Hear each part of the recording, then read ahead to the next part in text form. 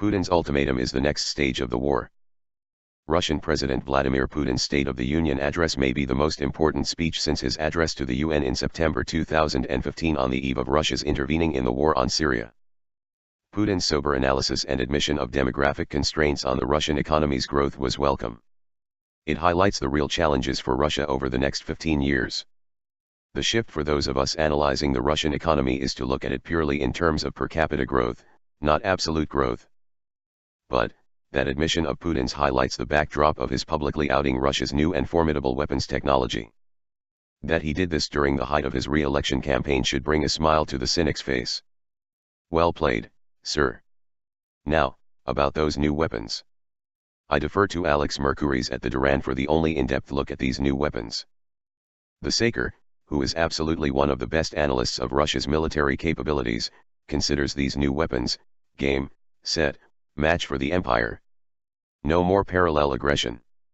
Putin has played the game very well over the past few years. Employing the strategy of parallel aggression when responding to a US escalation, he's kept a lid on hostilities in Syria and Ukraine, while grinding out small victories, playing for time. The announcement of these new weapons, however, changed that game plan. Putin is now going on the attack. Here are some early thoughts on this implies. Announcing these weapons begs the question, what is Putin not telling us about? That should scare many in the Pentagon and civilians who believe the U.SS response should be to escalate. Arming Ukraine with more heavy weapons to take back the Donbass will be countered because there is no reason not to. Now we know, versus suspect, why the US deep state has been so adamant about pushing an anti-Russian narrative now. The window has closed on any potential regime change in Russia. US forward deployments in Afghanistan and Syria and backing proxy armies such as ISIS and the Kurds is part of a subversion strategy to soften the underbelly of Russia, forcing them to fight expensive, conventional warfare while extending US logistical supply lines, its core competency in warfare. These new weapons represent a state change in weapons technology but, at the same time, are cheap deterrents to further escalation. They fit within Russia's budget, again limited by demographic and, as I pointed out in a recent article, domestic realities. The narrative quagmire.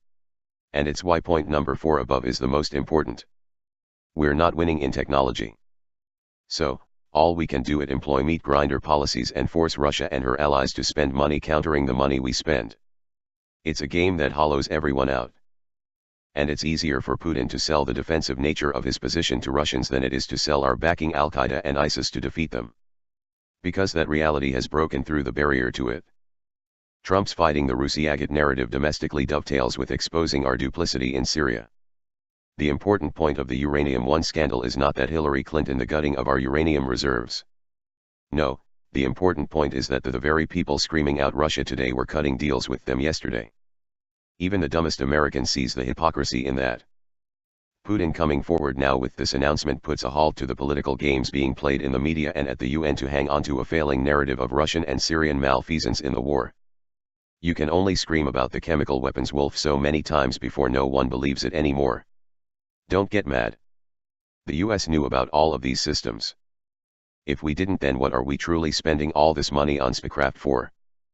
We also know firsthand how good Russian electronic warfare, EU, is. Cf. the airstrike on Al-Sharai last April where less than 40% of those Tomahawks hit their intended targets. The Saker has made the point many times that Russia's armed forces, up to this point, are designed around rapid response within 1,000 kilometers of Russia's borders. It is not designed around global force projection. These new weapons fundamentally change that stance. And much of the current geopolitical knife fighting will come to a rapid close because of it. Russian diplomacy has stymied US attempts to game the geopolitical landscape for the past 4.5 years, since Putin beat Obama over the false flag chemical weapons attack in 2013. Now he's given everyone another thing to consider, Russia's big stick. And I invoke Teddy Roosevelt here on purpose. Putin's foreign policy has morphed into that. This is his walk softly and carry a big stick moment. He's been building to this point for 14 years, since Bush the Lesser pulled the US out of the ABM treaty. Now it's here and we have no reasonable response. The Defense Department's statement was laughable. All we can do is try and put inferior weapons closer to Russia's borders to approximate MAD, a situation I feel we haven't been at for quite a while now. Putin just red-pilled the world on this subject. The current hotspots will begin resolving themselves over the next year.